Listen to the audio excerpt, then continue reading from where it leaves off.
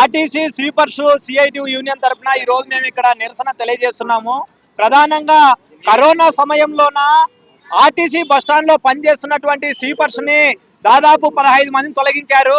మేము అనేక సార్లు వినతి పత్రాలు ఇస్తే అధికారుల చుట్టూ ప్రదక్షిణలు చేస్తే కొద్ది మందిని విధుల్లోకి తీసుకున్నారు. ఇంకా 9 మందిని ఇప్పటిదాకా విధుల్లోకి తీసుకోలేదు. మేము ఈ రోజు 34 మంది జీతం తీసుకొని 43 మంది ఈ రోజు అక్కడ పనిచేస్తా ఉన్నాము.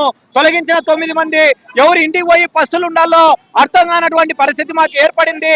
43 మందికి గాను 34 మందికే జీతం ఇస్తే రోజు 43 మంది కార్మికులు వచ్చి ఈ రోజు ఆర్టీసీలో ఉన్న స్వీపర్స్ గా పనిచేస్తా ఉన్నారు. కాబట్టి తొలగించినటువంటి 9 మందిని విధుల్లోకి తీసుకుంటామని చెప్పేసి ఆర్టీసీ చైర్మన్ గారు ఆ రోజు బస్ స్టాండ్ సందర్శించినప్పుడు మేము వినతి పత్రం ఇస్తే హామీ ఇచ్చారు.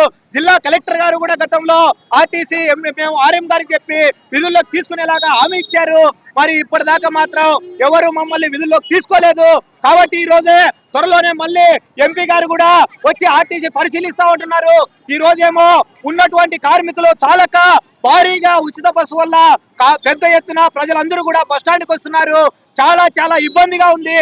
అట్లాంటి ఇబ్బంది ఉన్నా సరే మరి ఈ రోజు పని చేస్తున్నటువంటి ఆర్టీసీ స్వీపర్స్ ని తక్షణమే న్యాయం చేయాలి. తొలగించిన 9 మంది ఆర్టీసీ స్వీపర్లను విధుల్లోకి తీసుకోవాలని చెప్పేసి మేము సిఐటిగా డిమాండ్ చేస్తున్నాం. నా పేరు నగేష్, సిఐటి నగర అధ్యక్షులు.